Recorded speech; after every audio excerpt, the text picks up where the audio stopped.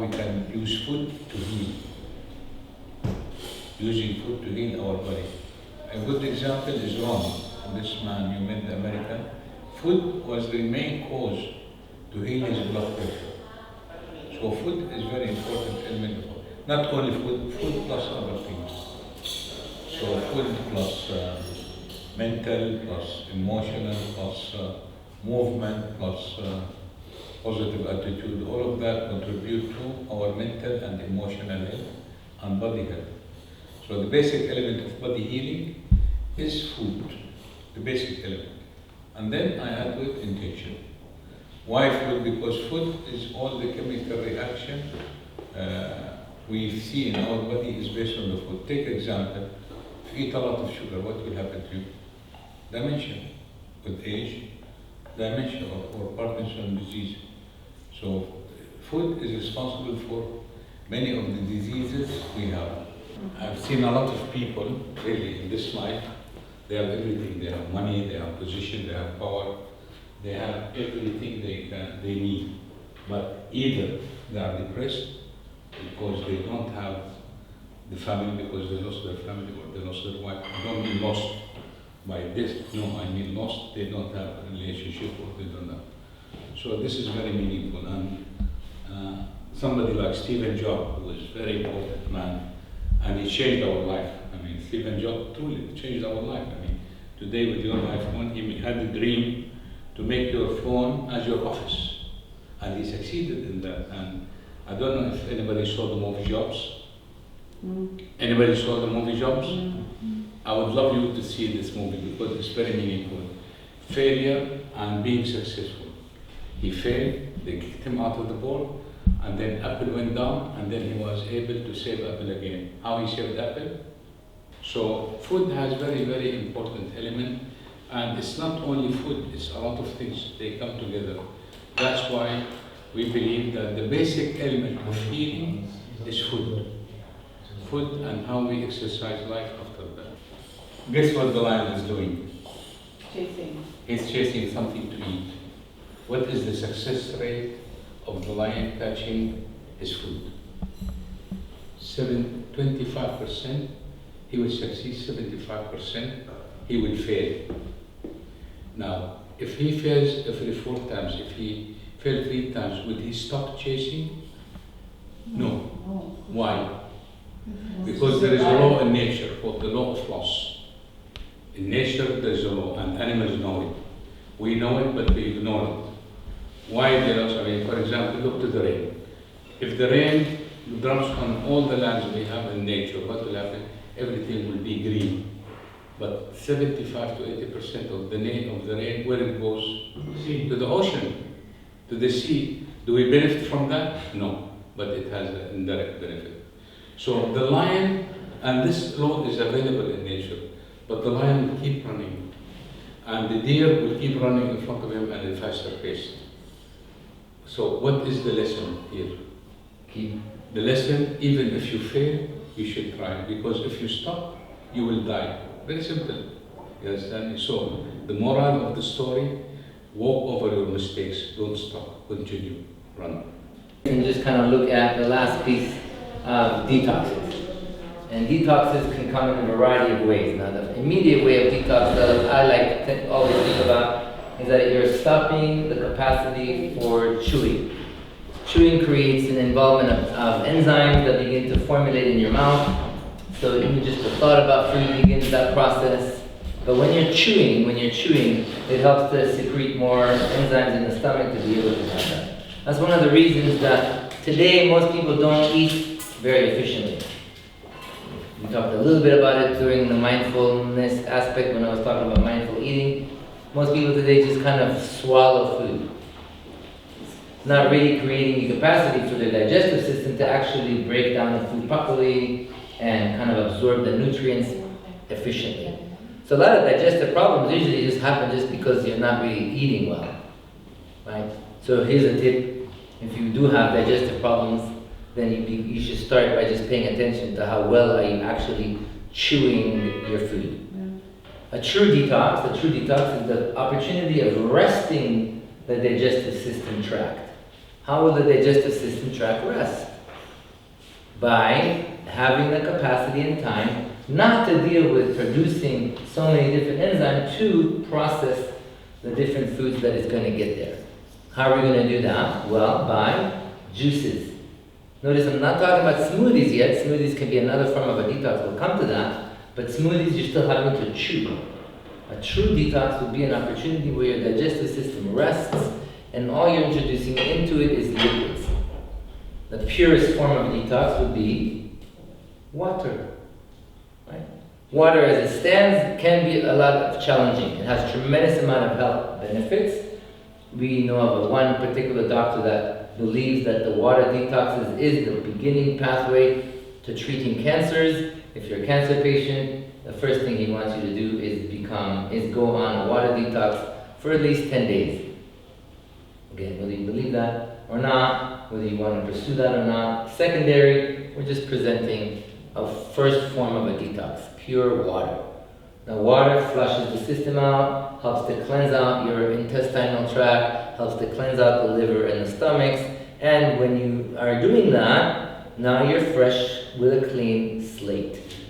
The biggest benefits of detox is in the way I just presented them, where you're only involving liquids into your body, is that immediately you're just trying to provide a clean slate for the body. These are opportunities for your body to rest and to reset. This is not a lifestyle. This opportunity is to reset the system, like you reset your computer, for instance. After you reset, you're then able to notice better how your system reacts to the things you're putting into it, especially in the first 2 days before your system becomes adjusted and goes back to being habitual to the food that you ate. It takes about 10 days to reset the system, but it only takes 24 hours to be able to notice benefits to your body.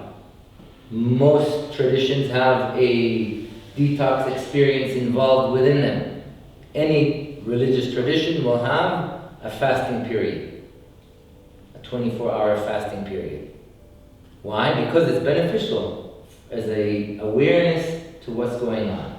From a health point of view, a 3-day detox will help to kind of reset your digestive system. At that point, when you're introducing foods, it can be processed better and move better. You're also going to be able to notice, as the food that you're eating is good for your body, good for you. Meaning after 3 days of only being on liquids, what will happen is that when you eat something that's not beneficial to your system, you're going to feel like you want to puke. This includes hamburgers, I hate to tell you that. Includes French fries, includes most of the processed foods that you're going to eat. The reason you absorb them and deal with them at the moment is because you're kind of food addicted to them. It's not that meat is bad, it's just the production of bread combined with the meat itself, the way the meat is usually cooked, and the vegetables together tends to not be a good environment within your digestive system. It's just they don't work together. Right. Less about how the system works. Your digestive system processes fruits differently than it processes vegetables. Most of us don't seem to understand that. Wait, why are you trying to eat a meal and then have fruit for dessert, and then wondering why you have heartache later or have digestive problems? It takes about 2 hours for the system to digest one or the other. If you're going to involve both of them together, it's best to do one, then the other. Tomatoes, by the way, are not a vegetable. They are a fruit. They grow above land. Water, one detox. The next detox that is very beneficial for the health system is a juice detox. Juice detox allows the body to get a lot of nutrients from the vegetables. A slow juicer provides even more of the nutrients capacity that you break it down. But I like to tell my clients who've never done a juice detox, get whatever juicer you can, juice the stuff, get 3 days of juicing, then talk to me about a slow juicer, because otherwise you go home and you get on Google and all you spend your time on is what juicer should I buy, and I just needed you to juice it. Right? And let alone that if you buy a slow juicer and it takes forever to put it together and then forever to clean it, then you don't juice after the first time, and then what was the point? The whole juicing thing. Exactly. So whether you get the cold juices where you get someone else to do it, juicing. A juice has the nutrients. Mixing fruits and vegetables in a juice doesn't create the same effect as what I just mentioned, because you're not chewing, you're not producing enzymes. That was the whole point of talking about the chewing process that puts the enzymes. We use specific enzymes to break down the food fibers, fruit fibers, compared to other fibers that break down meat, poultry, seafood, and vegetables. There's just slightly different enzymes that our body produces to break down these two elements. When you're drinking, when you're just having a juice, there's no enzymes being produced, so there's not the same effect. Does that make sense?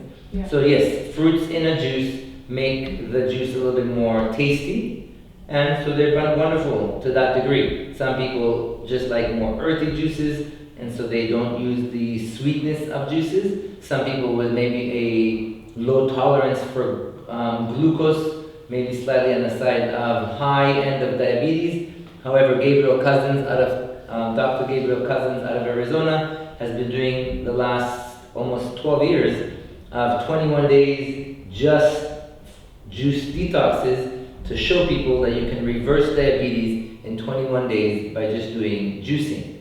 Wow. And the juicing that he uses are a combination, because again, I need to be able to have you drink the juice, a combination of both fruits and vegetables. So the idea that a fruit is too much high in sugar and not good for diabetes is incorrect in the general term. Individually, that might create a spike for each particular person. If that's the situation, then they can begin to lower the amount of fruits or control how much of the type of a fruit that they were using.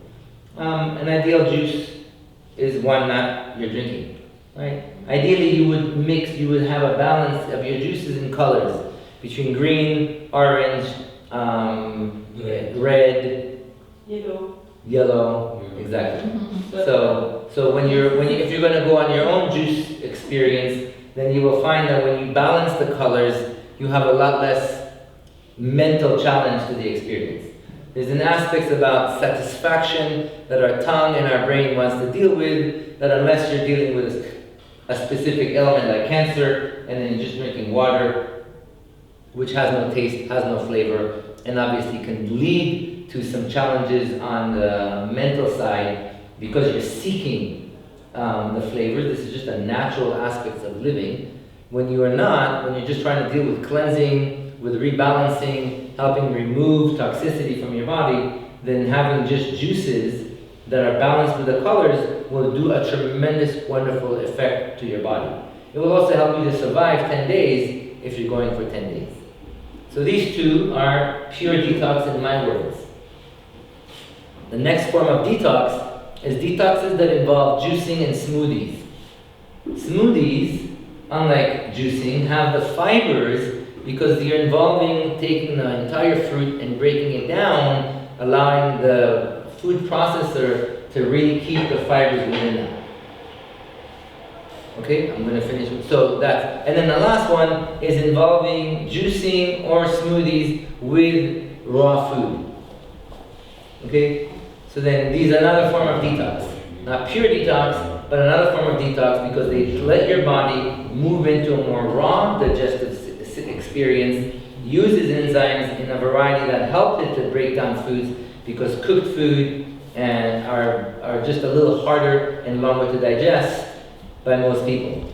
Hence why we have such a new field as raw food industry.